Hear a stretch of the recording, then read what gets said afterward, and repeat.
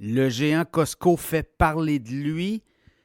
Costco, non pas pour ses performances, notamment financières et surtout ses bas prix, le service à sa clientèle, mais surtout sur le fait que Costco a commencé à resserrer hein, les critères, notamment lorsqu'on rentre dans les Costco, on le sait, c'est un irritant, là, on doit montrer notre carte de membre, soit à un employé et soit à quelqu'un qui est mandaté. Je ne sais pas si on met des gardes de sécurité dans certains Costco, mais ça semble être toujours des employés. Mais là, on veut commencer à peut-être faire de la reconnaissance artificielle. Je ne sais pas si c'est ça qu'on peut saisir, mais ça pourrait être controversé. Là.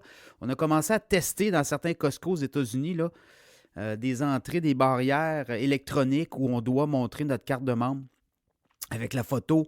Et là, ben, il y a un scanner. Et là, est-ce qu'on va commencer à regarder les visages des gens? Donc, voyez-vous, là, ça peut être très, très délicat comme situation. Évidemment, c'est un irritant Costco, on le sait. C'est un club select de commerce au détail. On doit payer une carte de membre. Au Canada, c'est 60 la carte de base. Il y a des cartes aussi à 120 avec des ristournes. Et tout ça pour dire qu'au Canada, Costco fonctionne très bien. On a plus de 10 millions de membres, 25 milliards de revenus juste pour le Canada. Et au dernier trimestre, là, Costco, entreprise très rentable, 57,8 milliards sur 3 mois, 1,6 milliard de profit net. Et récemment, Costco a remis un dividende de 15 dividende spécial aux détenteurs d'actions Costco. L'action qui, au moment où je vous parle, autour de 680,79. Et c'est quand même une progression intéressante là, dans les dernières années. Avec un léger dividende, mais quand même, Costco est un modèle qui fonctionne très bien.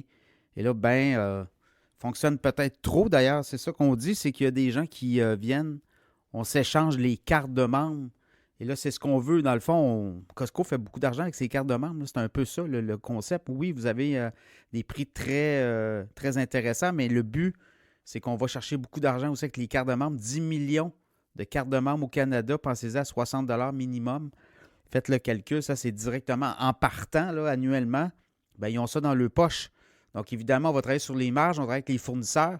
Et Costco travaille beaucoup pour ses clients en passant. Si vous regardez les marges de bénéficiaires, c'est 3, 4, rarement 5 c'est très.